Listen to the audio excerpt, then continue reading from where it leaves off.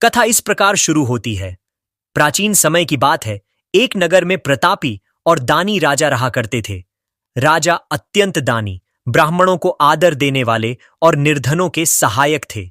वे हर गुरुवार को भगवान विष्णु और बृहस्पति देव का व्रत करते, पीले वस्त्र धारण करते, केले के पेड़ की पूजा करते और चने की दाल तथा गुड़ का प्रसाद वितरित करते थे। उनकी भक्ति से राज्य में वर्षा समय पर होती, फसलें लहलहाती और प्रजा सुखी थी।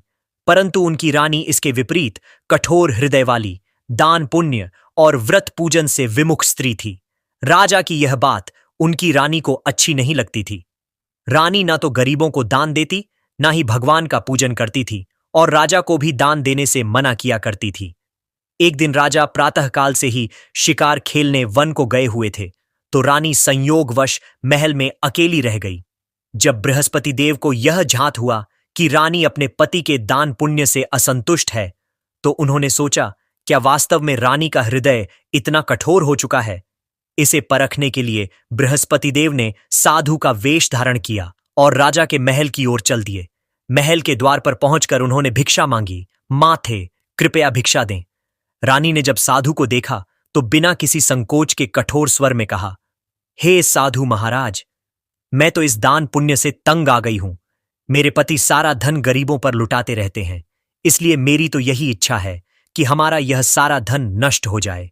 फिर न रहेगा बांस, न बजेगी बांसुरी, न हमारे पास धन होगा और न ही मेरे पति दान पुण्य करेंगे। रानी की बात सुनकर साधु ने कहा, हे देवी, तुम तो बड़ी विचित्र हो। धन और संतान तो सभी चाहते हैं, पुत्र और लक्ष्मी तो पापी के घर भी होने चाहिए। यदि तुम्हारे पास अधिक धन है तो भूखों को भोजन दो, प्यासों के लिए प्याऊ बनवाओ, मुसाफिरों के लिए धर्मशालाएं खुलवाओ। जो निर्धन अपनी कुंवारी कन्याओं का विवाह नहीं कर सकते, तुम उनका विवाह करवाओ। जो जीव जंतु भूखे हैं, उन्हें भोजन दो। ऐसे और कई काम हैं जिनको करने से तुम्हारा यश लोक परलोक में फैलेगा। तुम्हारा यह धन दान पुण्य से जुड़कर और बढ़ेगा। परंतु रानी पर साधु के उपदेश का कोई प्रभाव न पड़ा। वह बोली, महाराज, आप मुझे कुछ न समझाएं। मैं ऐसा धन नहीं चाहती जो हर जगह बांटती फिरूं। साधु ने उत्तर दिया, यदि तुम्हारी ऐसी ही इच्छा है तो तथास्तु, तुम ऐसा करना कि बृहस्पतिवार को घर लीपना। इसके बाद पीली मिट्टी से अपना सिर धोकर स्नान करना, भट्टी चढ़ाकर कपड़े धोना। ऐसा करने से आपका सारा धन नष्ट हो जाएगा। इतना कहकर वह साधु महाराज वहां से अंतर्ध्यान हो गए। साधु के अनुसार कही बातों को पूरा करते हुए रानी को केवल 3 बृहस्पतिवार ही बीते थे कि उसकी समस्त धन संपत्ति नष्ट हो गई और इतनी बुरी दशा हो गई कि एक समय के भोजन के लिए भी राजा का परिवार तरसने लगा। तब एक दिन राजा ने रानी से बोला कि हे रानी, तुम यहीं रहो, मैं दूसरे देश को जाता हूं, क्योंकि यहां पर सभी लोग मुझे जानते हैं, इसलिए मैं कोई छोटा कार्य नहीं कर सकता। ऐसा कहकर राजा परदेश चला गया। वहां वह जंगल से लकड़ी काट कर लाता और शहर में बेचता। इस तरह वह अपना जीवन व्यतीत करने लगा। इधर राजा के परदेश जाते ही रानी और दासी दुखी रहने लगी।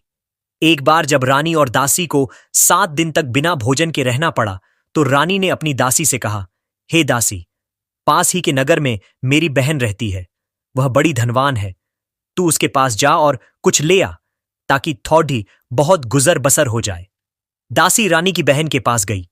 उस दिन गुरुवार था और रानी की बहन उस समय बृहस्पतिवार व्रत की कथा सुन रही थी।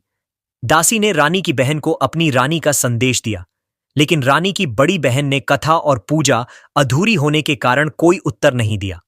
जब दासी को रानी की बहन से कोई उत्तर नहीं मिला तो वह बहुत दुखी हुई और उसे क्रोध भी आया। दासी ने वापस आकर रानी को वहां की सारी बात बता दी। दासी की ये सब बातें सुनकर रानी ने खुद को और अपने भाग्य को कोसना शुरू कर दिया। उधर रानी की बहन ने सोचा कि मेरी बहन की दासी आई थी, परंतु मैं उससे नहीं बोली, इससे वह बहुत दुखी हुई होगी। कथा सुनकर और पूजन समाप्त करके वह अपनी बहन के घर आई और कहने लगी, हे बहन, मैं बृहस्पतिवार का व्रत कर रही थी। तुम्हारी दासी मेरे घर आई थी, परंतु जब तक कथा होती है तब तक न तो उठते हैं और न ही बोलते हैं, इसलिए मैं नहीं बोली। कहो तुम्हारी दासी क्यों आई थी? रानी बोली, बहन, तुमसे क्या छिपाऊं, हमारे घर में खाने तक को अनाज नहीं बचा। और ऐसा कहते कहते रानी की आंखें भर आईं। उसने दासी समेत पिछले 7 दिनों से भूखे रहने तक की बात अपनी बहन को विस्तार पूर्वक सुना दी। रानी की बहन बोली, देखो बहन, भगवान बृहस्पति देव सबकी मनोकामना को पूर्ण करते हैं। शायद तुम्हारे घर में अनाज रखा हो।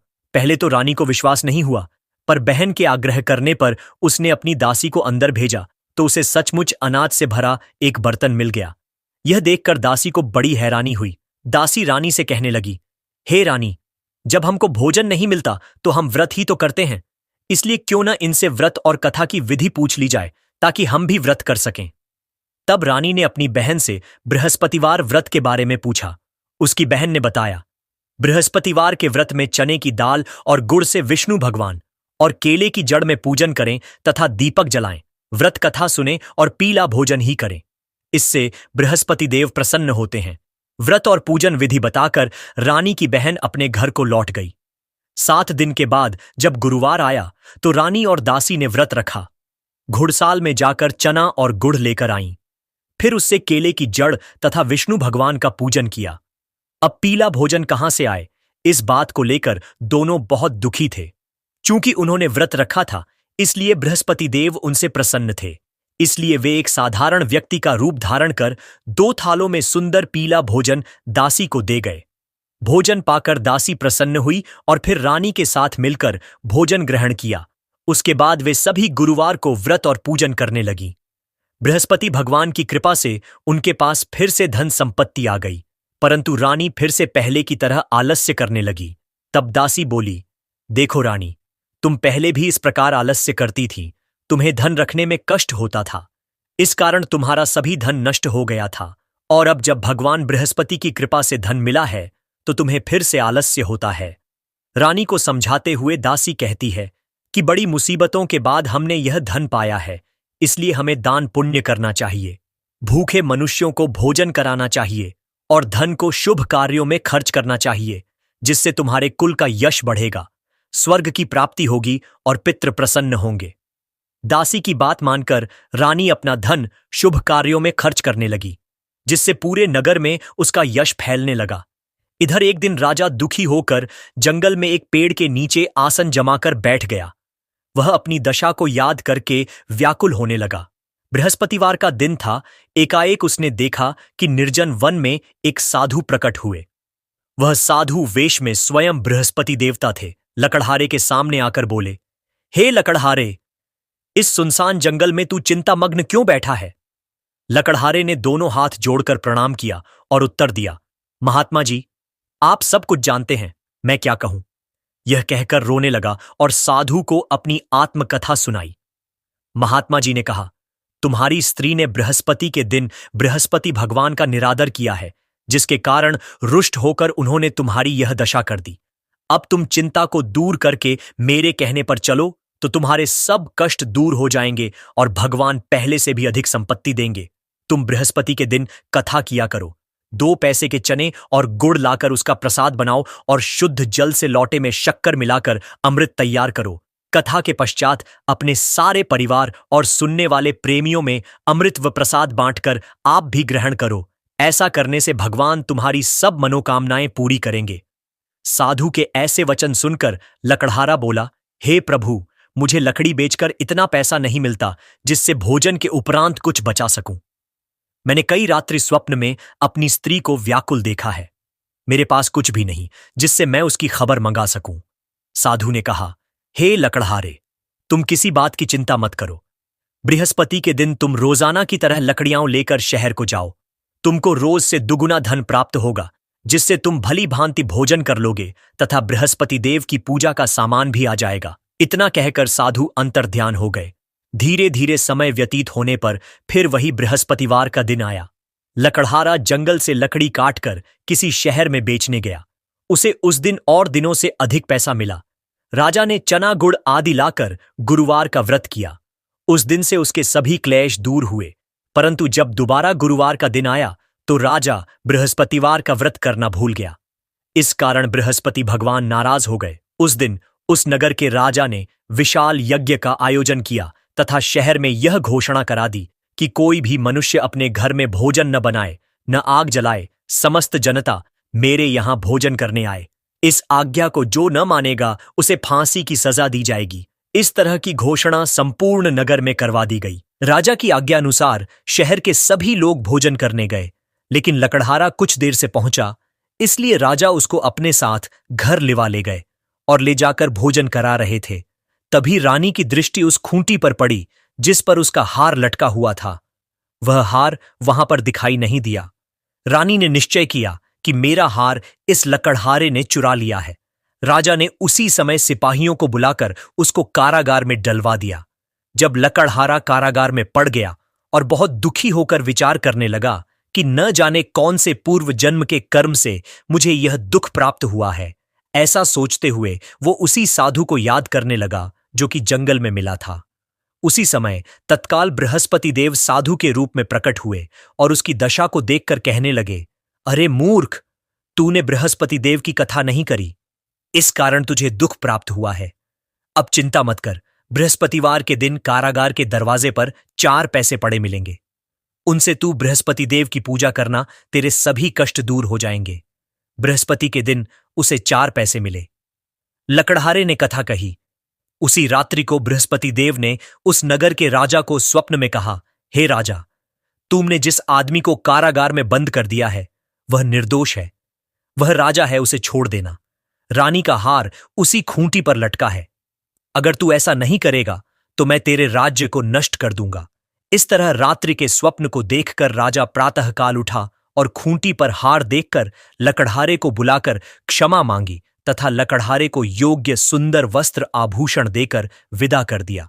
बृहस्पति देव की आज्ञानुसार लकड़हारा अपने नगर को चल दिया।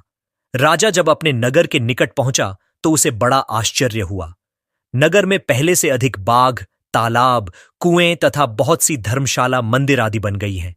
राजा ने पूछा, यह किसका बाग और धर्मशाला है? तब नगर के सब लोग कहने लगे, यह सब रानी और बांदी के हैं। तो राजा को आश्चर्य हुआ और गुस्सा भी आया।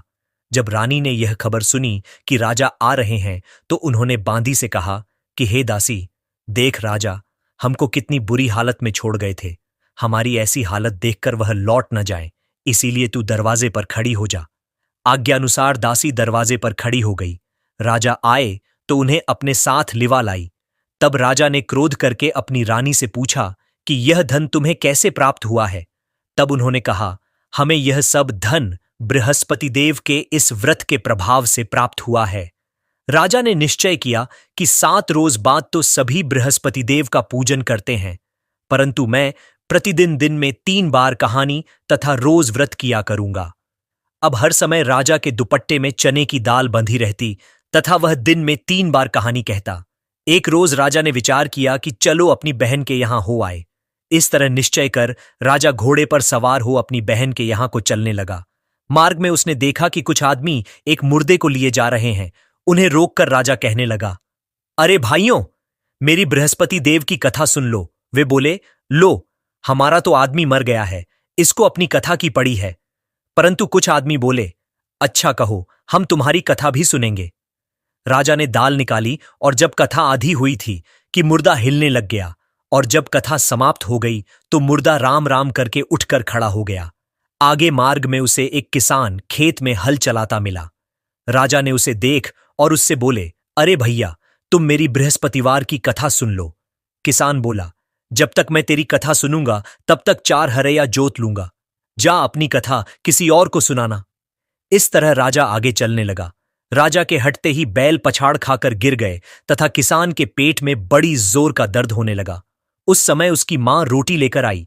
उसने जब यह देखा तो अपने पुत्र से सब हाल पूछा और बेटे ने सभी हाल कह दिया तो बुढ़िया दौड़ी दौड़ी उस घुड़सवार के पास गई और उससे बोली कि मैं तेरी कथा सुनूंगी, तू अपनी कथा मेरे खेत पर चलकर ही कहना।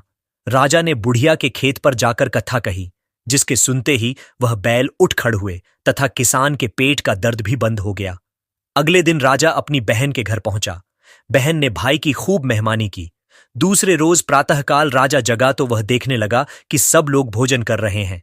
राजा ने अपनी बहन से कहा, ऐसा कोई मनुष्य है जिसने भोजन नहीं किया हो, मेरी बृहस्पतिवार की कथा सुन ले। बहन बोली, हे भैया, यह देश ऐसा ही है कि पहले यहां लोग भोजन करते हैं, बाद में अन्य काम करते हैं। अगर कोई पड़ोस में हो तो देख आती हूं। ऐसा कहकर देखने चली गई, परंतु उसे कोई ऐसा व्यक्ति नहीं मिला जिसने भोजन न किया हो। अतः वह एक कुम्हार के घर गई जिसका लड़का बीमार था। उसे मालूम हुआ कि उनके यहां 3 रोज से किसी ने भोजन नहीं किया है। रानी ने अपने भाई की कथा सुनने के लिए कुम्हार से कहा। वह तैयार हो गया। राजा ने जाकर बृहस्पतिवार की कथा कही, जिसको सुनकर उसका लड़का ठीक हो गया। अब तो राजा की प्रशंसा होने लगी। एक रोज राजा ने अपनी बहन से कहा कि हे बहन, हम अपने घर को जाएंगे, तुम भी तैयार हो जाओ। राजा की बहन ने अपनी सास से कहा। सास ने कहा, हां चली जा, परंतु अपने लड़कों को मत ले जाना, क्योंकि तेरे भाई के कोई औलाद नहीं है। बहन ने अपने भैया से कहा, हे भैया, मैं तो चलूंगी, पर कोई बालक नहीं जाएगा। राजा बोला, जब कोई बालक नहीं चलेगा तब तुम ही क्या करोगी। बड़े दुखी मन से राजा अपने नगर को लौट आया। राजा ने अपनी रानी से कहा, हम निर्वंशी हैं, हमारा मुंह देखने का धर्म नहीं है और कुछ भोजन आदि नहीं किया। रानी बोली, हे प्रभु, बृहस्पति देव ने हमें सब कुछ दिया है, वह हमें औलाद अवश्य देंगे। उसी रात को बृहस्पति देव ने राजा से स्वप्न में कहा, हे राजा, उठ, सभी सोच त्याग दे, तेरी रानी गर्भ से है। राजा की यह बात सुनकर बड़ी खुशी हुई। 9वें महीने में उसके गर्भ से एक सुंदर पुत्र पैदा हुआ। तब राजा बोला, हे रानी, स्त्री बिना भोजन के रह सकती है, पर बिना कहे नहीं रह सकती। जब मेरी बहन आए तुम उससे कुछ कहना मत। रानी ने सुनकर हां कर दिया। जब राजा की बहन ने यह शुभ समाचार सुना तो वह बहुत खुश हुई तथा बधाई लेकर अपने भाई के यहां आई। तभी रानी ने कहा, घोड़ा चढ़कर तो नहीं आई, गधा चढ़ी आई। राजा की बहन बोली, भाभी, मैं इस प्रकार न कहती तो तुम्हें औलाद कैसे मिलती। मित्रों, संसार में जो मनुष्य सद्भावना से भगवान जी का पूजन व्रत सच्चे हृदय से करते हैं तो उनकी सभी मनोकामनाएं पूर्ण करते हैं। जैसी सच्ची भावना से रानी और राजा ने उनकी कथा का गुणगान किया तो उनकी सभी इच्छाएं बृहस्पति देव जी ने पूर्ण की थीं। इसीलिए पूर्ण कथा सुनने के बाद प्रसाद लेकर जाना चाहिए। हृदय से उसका मनन करते हुए जयकारा बोलना चाहिए। बोलो बृहस्पति देव की जय, भगवान विष्णु की जय। अब सुनते हैं दूसरी कथा। प्राचीन काल में एक ब्राह्मण रहता था। वह बहुत निर्धन था। उसके कोई संतान नहीं थी। उसकी स्त्री बहुत मलिनता के साथ रहती थी। वह ना तो स्नान करती और ना ही किसी देवता का पूजन करती। इस सब से ब्राह्मण देवता बड़े दुखी थे। बेचारे बहुत अपनी स्त्री से कुछ कहते थे, किंतु उसका कुछ परिणाम न निकला। भगवान की कृपा से ब्राह्मण की स्त्री को कन्या रूपी रत्न पैदा हुआ। कन्या बड़ी होने पर प्रातः स्नान करके विष्णु भगवान का जाप व बृहस्पतिवार का व्रत करने लगी। अपने पूजन पाठ को समाप्त करके विद्यालय जाती तो अपनी मुट्ठी में जौ भर के ले जाती और पाठशाला के मार्ग में डालती जाती। तब ये जौ स्वर्ण के हो जाते तो लौटते समय उनको बीन कर घर ले आती थी। एक दिन वह बालिका सूप में उस सोने के जौ को फटक कर साफ कर रही थी कि उसके पिता ने देख लिया और कहा, हे बेटी, सोने के जौ के लिए सोने का सूप होना चाहिए। दूसरे दिन बृहस्पतिवार था। इस कन्या ने व्रत रखा और बृहस्पति देव से प्रार्थना करके कहा, मैंने आपकी पूजा सच्चे मन से की हो तो मेरे लिए सोने का सूप दे दो। बृहस्पति देव ने उसकी प्रार्थना स्वीकार कर ली। रोजाना की तरह वह कन्या जौ फैलाती हुई जाने लगी। जब लौटकर जौ बीन रही थी तो बृहस्पति देव की कृपा से सोने का सूप मिला। उसे वह घर ले आई और उसमें जौ साफ करने लगी, परंतु उसकी मां का वही ढंग रहा। एक दिन की बात है कि वह कन्या सोने के सूप में जौ साफ कर रही थी। उस समय उस शहर का राजपुत्र वहां से होकर निकला। इस कन्या के रूप और कार्य को देखकर मोहित हो गया और अपने घर आकर भोजन तथा जल त्याग कर उदास होकर लेट गया। राजा को इस बात का पता लगा तो अपने प्रधानमंत्री के साथ उसके पास गए और बोले, हे बेटा, तुम्हें किस बात का कष्ट है? किसी ने तुम्हारा अपमान किया है अथवा और कारण हो सो कहो। मैं वही कार्य करूंगा जिससे तुम्हें प्रसन्नता होगी। अपने पिता की राजकुमार ने बातें सुनी तो वह बोला, पिताजी, मुझे आपकी कृपा से किसी बात का दुख नहीं है। किसी ने मेरा अपमान नहीं किया है, परंतु मैं एक लड़की से विवाह करना चाहता हूं जो सोने के सूप में जौ साफ कर रही थी। यह सुनकर राजा आश्चर्य में पड़ गया और बोला, हे बेटा, इस तरह की कन्या का पता तुम ही लगाओ। मैं उसके साथ तेरा विवाह अवश्य ही करवा दूंगा। राजकुमार ने उस लड़की के घर का पता लगाया। तब मंत्री उस लड़की के घर गए और ब्राह्मण देवता को सभी हाल बतलाया। ब्राह्मण देवता राजकुमार के साथ अपनी कन्या का विवाह करने के लिए तैयार हो गए तथा विधि विधान के अनुसार ब्राह्मण की कन्या का विवाह राजकुमार के साथ हो गया। कन्या के घर से जाते ही पहले की भांति उस ब्राह्मण देवता के घर में गरीबी का निवास हो गया। अब भोजन के लिए भी अन्न बड़ी मुश्किल से मिलता था। एक दिन दुखी होकर ब्राह्मण देवता अपनी पुत्री के पास गए। बेटी ने पिता की दुखी अवस्था को देखा और अपनी मां का हाल पूछा। तब ब्राह्मण ने सभी हाल कहा। कन्या ने बहुत सा धन देकर अपने पिता को विदा कर दिया। इस तरह ब्राह्मण का कुछ समय सुखपूर्वक व्यतीत हुआ। कुछ दिन बाद फिर वही हाल हो गया। ब्राह्मण फिर अपनी कन्या के यहां गया और सारा हाल कहा तो उसकी लड़की बोली, हे पिताजी, आप माता जी को यहां पर लेकर आओ। मैं उसे विधि बता दूंगी जिससे आपकी गरीबी दूर हो जाएगी। वह ब्राह्मण देवता अपनी स्त्री को साथ लेकर बेटी के घर पहुंचे तो बेटी अपनी मां को समझाने लगी, हे मां, तुम प्रातःकाल प्रथम स्नानादि करके विष्णु भगवान का पूजन करो और दिन में बृहस्पति देव का व्रत रखो। ऐसा करोगी तो तुम्हारी सब दरिद्रता दूर हो जाएगी। परंतु उसकी मां ने एक भी बात नहीं मानी और प्रातःकाल उठकर अपनी पुत्री के बच्चों की जूठन को खा लिया। इससे उसकी पुत्री को भी बहुत गुस्सा आया और रात को कोठरी से सारा सामान निकालकर अपनी मां को उसमें बंद कर दिया। प्रातःकाल उसे कोठरी से निकाला तथा स्नानादि करा के पाठ करवाया तो उसकी मां की बुद्धि ठीक हो गई और फिर उसकी मां प्रत्येक बृहस्पतिवार को व्रत रखने लगी। इस व्रत के प्रभाव से उसके मां बाप बहुत ही धनवान और पुत्रवान हो गए और बृहस्पति जी के प्रभाव से इस लोक के सुख भोग कर स्वर्ग को प्राप्त हुए। तो बोलो, विष्णु भगवान की जय, बृहस्पति देव की